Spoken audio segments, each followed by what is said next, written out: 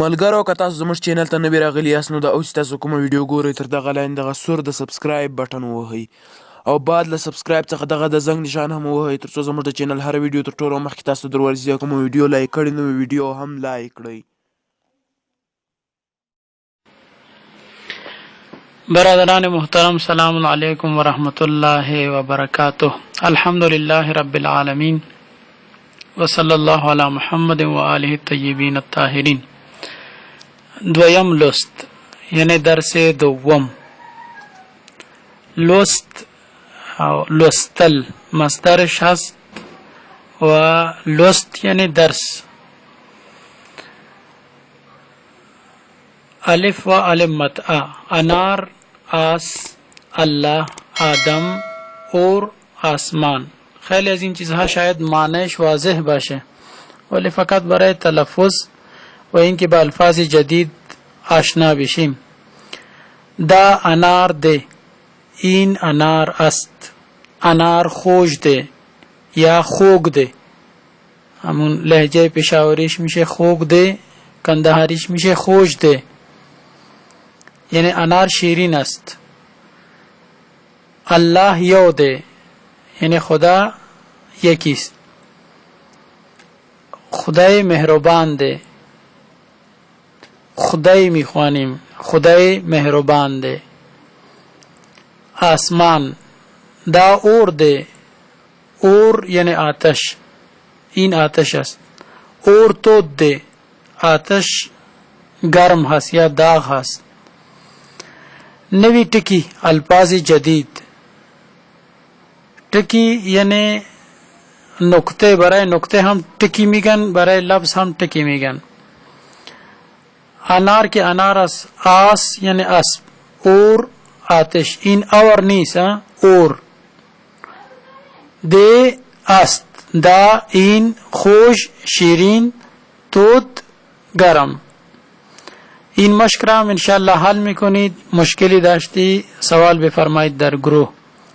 جمله های زیر را ترجمه کنید. این آسمان است، این آدم است، این اسب است، انار شیرین است، آدم مهربان است، آتش داغ است. این اولیات بگیرید بعدش هم این تمرین را حل کنید. راحت از کم کم میریم از فارسی به پشتو انشاءالله.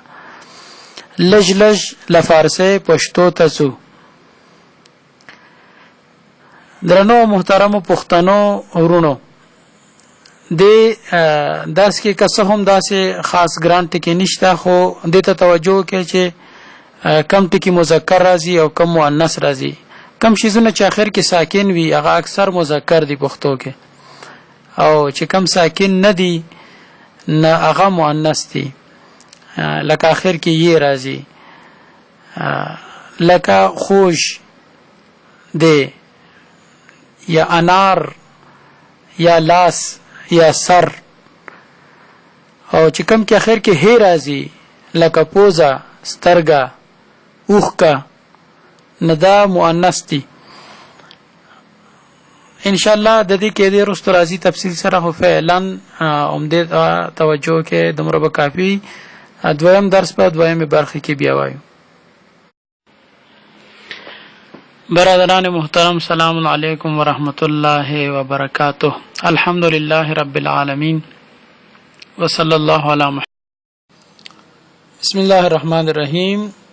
صفحه 3 دریم لست یعنی درس سوم.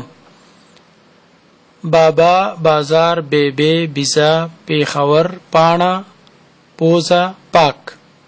دا بابا ده، دا پانا شنه ده، هاغه بیبه ده، دا بیزا سپینه ده، دا پیخور ده یا پیشور ده، بازار پاک ده، دغه پوزه ده، بابا ضعیف ده. بابا ده چون بابا مذکر است ده اومده. دا پانا شنه ده، پانا چون مؤنثه در آخرش نسبت عوض شده دا اومده. صفتش هم چون مؤنث شنه شده. اگر مذکر بود میشد شین. مثلا دا لاس شین ده یا دا کتاب شین ده، حالا شده دا پانا شنه ده.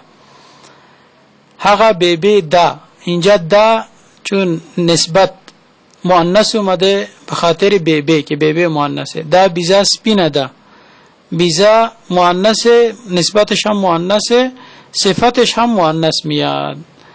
همینجور پیخاور مذکر دی اومده، دا دی اومده، بابا ضعیف ده.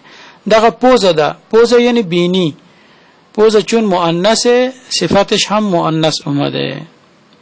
نوی ټکی الفاظ جدید را نگاه میکنید.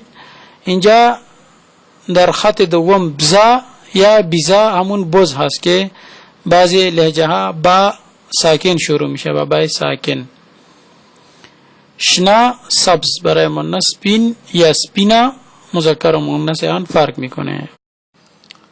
بسم الله الرحمن الرحیم.